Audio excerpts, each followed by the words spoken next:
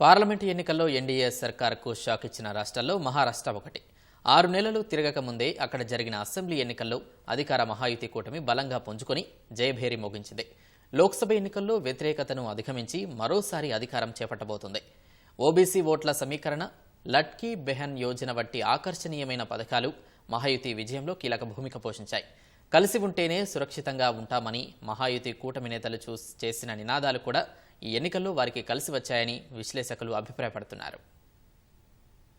Maharashtra assembly ఎన్నికల్లో BJP నేతృత్వంలోని మహాయుతి సర్కారు పట్టు నిలుపుకుంది. 2019 నుంచి 3 ముఖ్యమంత్రులు, 4 డిప్యూటీ సీఎంలను చూసిన మహారాష్ట్ర ఎన్నికలు హోరాహోరీగా జరిగాయి. ఓబీసీ ఓట్ల సమీకరణ, ఆకర్షణీయమైన పథకాలు, ప్రజలను ఆకర్షించే నినాదాలు, ఆర్ఎస్ఎస్ మద్దతు మహాయుతి కూటమి విజయంలో కీలక భూమిక పోషించాయి. బీజేపీ, శివసేన సిందే, అజిత్ పవార్ నేతృత్వంలోని ఎన్సీపీ ఇలా 3 పార్టీలు మెరుగైన ప్రదర్శన చేయడం కూటమి విజయానికి దోహదం చేశాయి.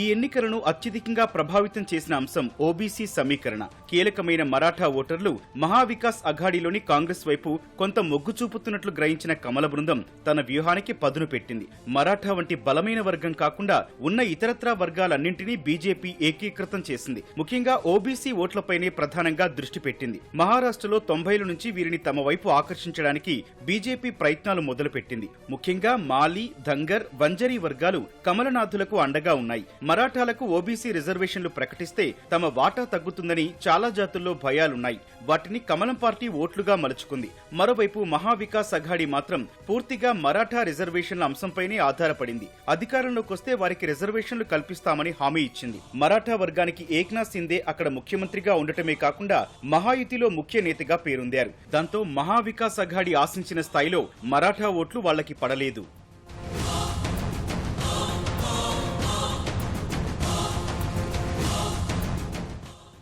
ఈసారి ప్రధాన పార్టీలైన బీజేపీ, కాంగ్రెస్ 76 సీట్లలో ముఖాముఖి తలపడ్డాయి. గత కొన్నేళ్లుగా పలు చోట్ల జరిగిన ఇలాంటి పోరులో హస్తం పార్టీ పక్షాన సానుకూల ఫలితాలొచ్చిన సందర్భాలు అతి తక్కువ. ఈసారి కూడా బీజేపీనే ఎక్కువ చోట్ల విజయ దుందుబి మోగించింది. మహారాష్ట్ర రాజకీయాల్లో 11 జిల్లాలున్న విదర్భలో విజయాన్ని అధికారానికి ద్వారంగా భావిస్తారు. ఇక్కడ 62 స్థానాలున్నాయి. కొన్నాళ్లుగా ఇక్కడ బీజేపీ ఆధిక్యాన్ని ప్రదర్శిస్తోంది. కానీ 2019లో కొంత మెజార్టీ తగ్గింది. గత పార్లమెంట్ ఎన్నికల్లో విదర్భలో కమలదళం తీవ్రంగా దెబ్బతింది. ఈ అసెంబ్లీ ఎన్నికల్లోనూ మహావికాస్ అఘాడీ విదర్భలో తమదే హవా అనుకుంది. కానీ ప్రచారం మొదలయ్యాక, ఎన్నికలు దగ్గర పడ్డాక పరిస్థితి పూర్తిగా మారిపోయింది. ఇక్కడ బీజేపీ తిరుగులేని విజయాన్ని అందుకుంది. విదర్భ ప్రాంతంలోని నాగపూర్లో ఆర్ఎస్ఎస్ ప్రధాన కార్యాలయం ఉంది. ఆ సంస్థ ప్రభావం అక్కడ, ఆ చుట్టుపక్కల ప్రాంతాలపై బలంగా పనిచేసింది. గత ఎన్నికల్లో బీజేపీ విషయంలో ఆర్ఎస్ఎస్ కాస్త కినుక వహించిందన్న ప్రచారం జరిగింది.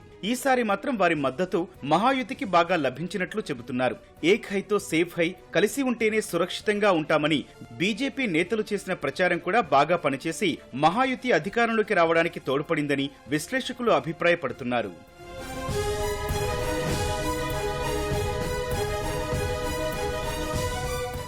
మహారాష్ట్రలోని మహిళా ఓట్లను లడ్కీ బెహన్ పథకం కూడగట్టింది. నెలకు 1500 రూపాయలు నేరుగా వారి ఖాతాల్లో వేయడంతో లబ్ధిదారులు మహాయుతి వైపు నిలిచారు. ఈసారి ఆ మొత్తాన్ని 2100 చేస్తామని కూటమి హామీ ఇచ్చింది. కాంగ్రెస్ పోటీగా 3000 ఇస్తామని పేర్కొంది. అయినా ఓటర్లు బీజేపీ కూటమికే పట్టం కట్టారు.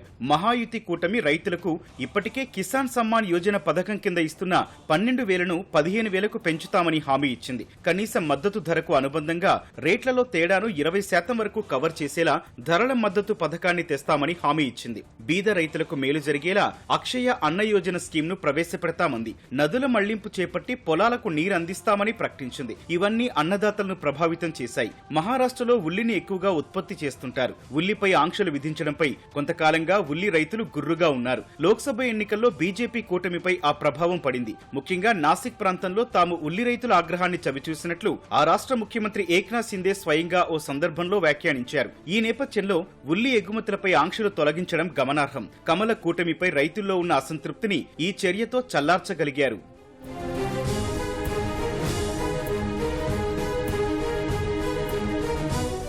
మహాయుతిలో ఓట్ల బదలాయింపు సజావుగా సాగినట్లు ఫలితాలు వెల్లడిస్తున్నాయి. మరోవైపు మహావికాస్ అఘాడీలో సీట్ల సర్దుబాటు వేళ తలెత్తిన విభేదాలు ఎన్నికలపై ప్రతికూల ప్రభావం చూపాయి. కాంగ్రెస్ నిర్ణయాలకు ఢిల్లీ అనుమతులుండాలంటూ సంజయ్ రౌత్ విమర్శించడం, దీనికి హస్తం నేత నానా పటోలే స్పందన వంటివి ఇరు పార్టీల ఓటర్లను ఏకం కాకుండా చేశాయి. అఘాడీ కూటమిని నష్టపరిచాయి.